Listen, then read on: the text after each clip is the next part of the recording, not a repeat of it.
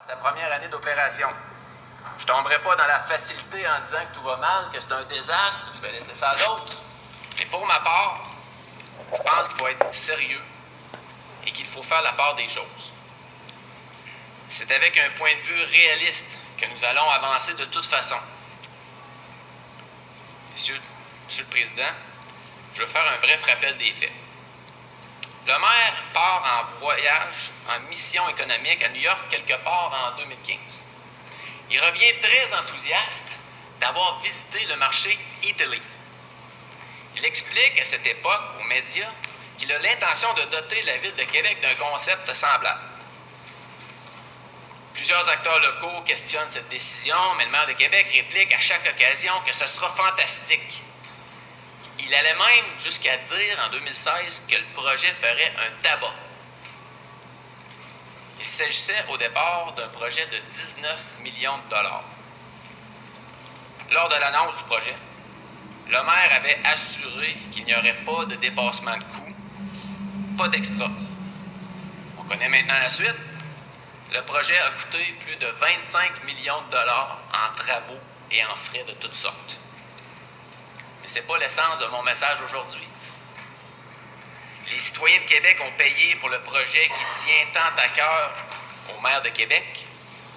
Qu'ils le désirent ou non, les contribuables ont pigé dans leur poche pour ce projet, qui, rappelons-le, n'était pas tellement bien coté au niveau de l'emplacement, selon une étude que vous avez commandée, il y a de ça plusieurs années, qui a été payée par des fonds publics, mais que vous avez refusé de nous transmettre malgré notre demande d'accès à l'information.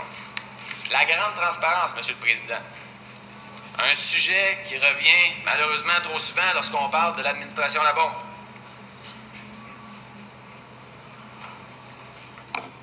Monsieur le Président, je vois que le maire est sur son cellulaire, mais j'aurais besoin de son attention, parce que c'est très important ce que je veux dire là.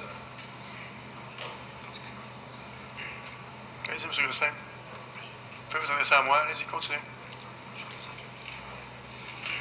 Donc, M. le Président, je disais, une fameuse étude sur l'emplacement d'un futur marché à Québec, dont l'administration a refusé de dévoiler, de rendre public, même suite à nos demandes d'accès à l'information. L'administration en face de nous a choisi de se cacher derrière l'article 37 sur la loi sur l'accès aux documents des organismes publics et sur la protection des renseignements personnels qui mentionne que un organisme public peut refuser de communiquer un avis ou une recommandation faite depuis moins de 10 ans par un de ses membres, un membre de son personnel, un membre d'un autre organisme public ou un membre du personnel de cet autre organisme dans l'exercice de ses fonctions. Il peut également refuser de communiquer un avis ou une recommandation qui lui ont été faits à sa demande depuis moins de 10 ans par un consultant ou par un conseiller sur une matière de sa compétence.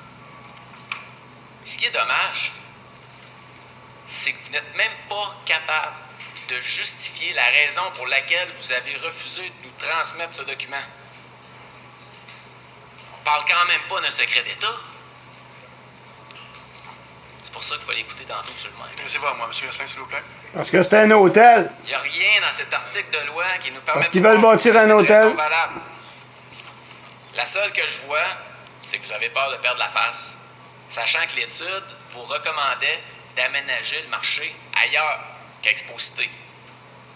Mais le temps vous rattrapera, la vérité sera finalement connue de tous. Yes!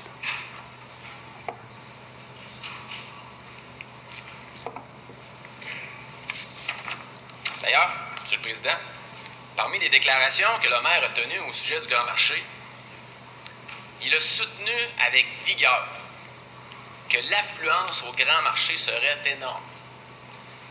Il avait calculé qu'entre 4 et 5 millions de personnes iraient annuellement au Grand Marché.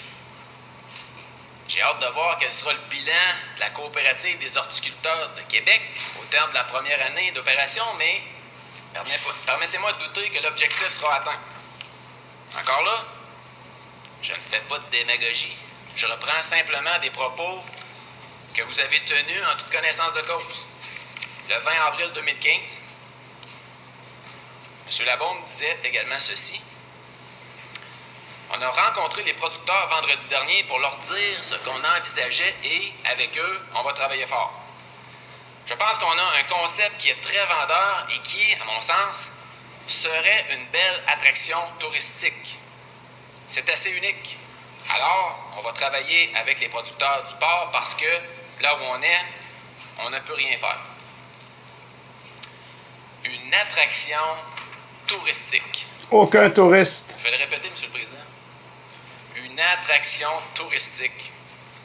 C'est comme la fois où le maire avait dit que les 2 serres à la plage Jean Béliveau seraient prisées par les touristes.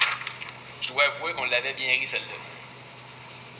Pour le Grand Marché, je connais pas grand monde qui ont cru qu'il s'agirait d'un attrait touristique, à part lui, mais bon. Mais la question que je me pose, est-ce qu'il y croit encore? Il faut être honnête, M. le Président, comme je le disais tantôt, tout n'est pas noir. Soyons constructifs.